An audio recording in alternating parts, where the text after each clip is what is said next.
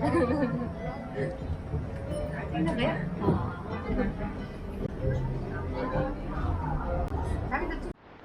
your hands on the railing at all times. Mind the gap between the boat and the top and step into the boat 1 foot at a time. Be careful of the boat and above your head. Attitude always located at the front and the back. Lock strap in the sides of the jacket and once around your back. Securing the strap, tie the knot to the loop at the front of the jacket. There are 2 exit doors located at the front and the back of the boat, and 2 life rails at the back of the boat. Passengers should also be reminded that smoking is not allowed. Please do not dispose any.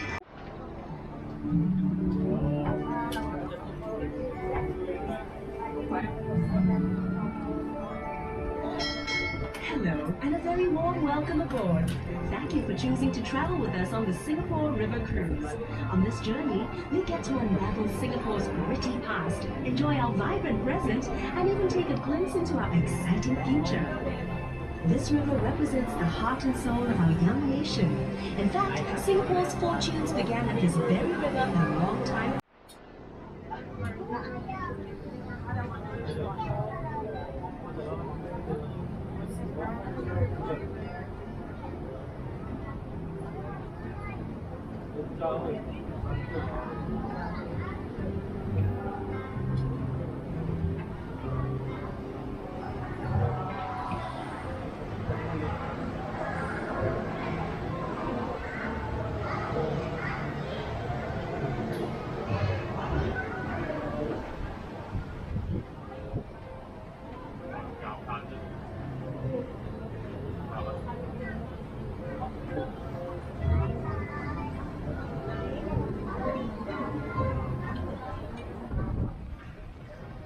On your right is Boat Quay and its stretch of colorful, quaint shop houses. It was completed in 1842 and is Singapore's very first quay. At its peak in the 1860s, Boat Quay handled 3/4 of Singapore's total shipping business. The sheltered riverbanks made excellent loading and unloading places. Back then, the whole river was chock-a-block with thousands of boats transporting a whole myriad of goods to be traded by the merchants who had set up shop in that row of buildings on the bank. Some of those goods included seafood, spices, and rubber. The precious cargo was shouldered across gangplanks by immigrant laborers known as coolies, whose blood, sweat, and tears formed the very backbone of our nation's rise to prosperity. Wonder why all the shop houses are concentrated on just one embankment of Boat Quay? Well, legend has it that the Chinese immigrants chose to set up home only on the south bank of the river. You'll notice how the riverbank curves just like the belly of a car. In Chinese culture, this majestic fish is an auspicious symbol of good fortune and a great place to store wealth. These first immigrants believed that this part of the Singapore River was where prosperity and wealth could be found. That's also why many banks and businesses started up here and eventually developed this area into our current central business district. Where once boats lined the water's edge, today the banks of Boat Quay are lined with shop houses turned into restaurants and pubs. The facades of the Boat Quay shop houses have been retained, and their unique architectural styles give the district a distinct flavor. Notice how the shop houses are of varying heights? Long ago, this signaled the owner's wealth. In other words, the higher the building, the wealthier the owner. Perhaps these traditional beliefs have extended till today. Just take a look at the tall skyscrapers of Singapore's financial district towering over the Boat Quay shop houses. This is the perfect place for snapping pictures, so enjoy the 360-degree views and drink in Boat Quay's unique blend of traditional Asian values set against a modern and progressive backdrop. See how the shop houses form a charming contrast of Singapore's developing years against the skyline of a new Singapore. This truly is a uniquely Singapore sight. By the way, are you feeling hungry? Hawkers and their pushcarts used to line the riverbanks, selling local dishes that were cheap and delicious. A bowl of Teochew porridge cost only 10 cents. Better yet, side dishes were free of charge. Every day, the people who worked and lived at the river would eat at these push carts, sitting on little stools along the river banks. Perhaps that was how al fresco dining got its start in Singapore.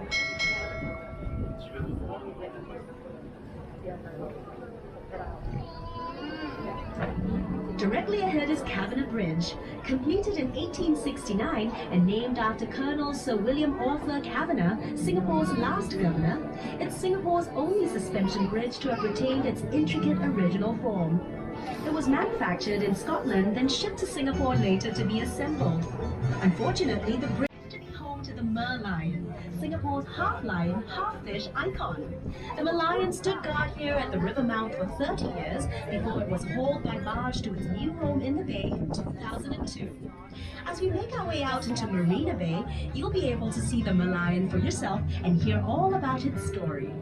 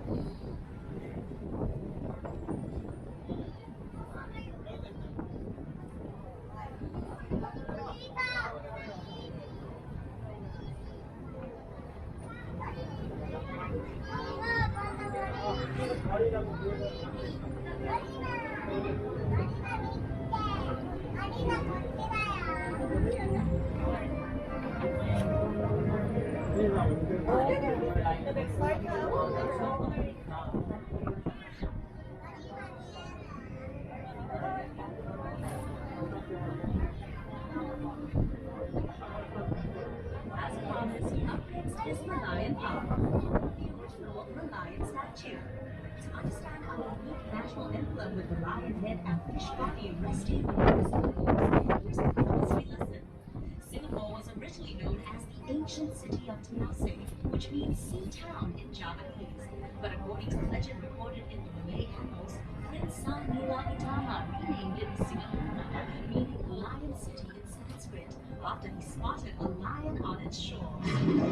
The lion's head represents the lion spotted by the legendary Sang Nila Utama, while its fishtail symbolizes Temasek and Singapore's humble beginnings as a fishing village. Measuring 8.6 meters high and weighing 70 tons, the Merlion sits on reclaimed land looking out to sea. She attracts millions of visitors a year who make the trip to Merlion Park to photograph this world-famous icon at her new home right here in scenic Marina Bay. Take a peek behind the Merlion and you'll see a baby Merlion. Believe it or not, it scales only pieces of porcelain to make up its spoons, bowls, and plates. Next to the Merlion in the cup is a luxurious lifestyle dining and waterfront hotel hub known as the Fullerton Heritage that blends exciting futuristic projects with the overall colorful landscape of Singapore. Do you right?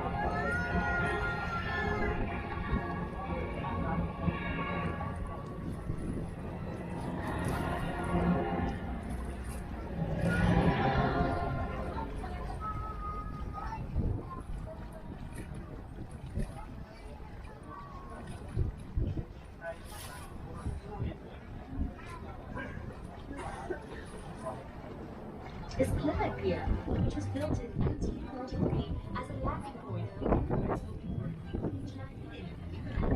It was also once known as Red Lamp Pier, because legend has it that a red oil lamp used to hang from the pier as a comforting guide to weary seafarers. Mindful of its rich historical past as a bustling trading post and gathering place for food lovers and entertainers, Clifford Pier has been carefully preserved and now serves as the lobby of the Fullerton Bay Hotel. And beside it is Customs House, a charming conservation building from the late 1960s, which began as the Customs Harbour Branch building, one of Singapore's earliest modern-style public buildings. As Singapore's position as a global financial, residential, and entertainment hub. It's also part of the 3.5-kilometer Marina Bay waterfront promenade, which has become a popular scenic footpath, especially since this walkway boasts several unique design features. You can look forward to an uninterrupted experiential walk or jog around the bay. Do find time to explore the promenade, which links the landmarks of this beautiful bay area, including Marina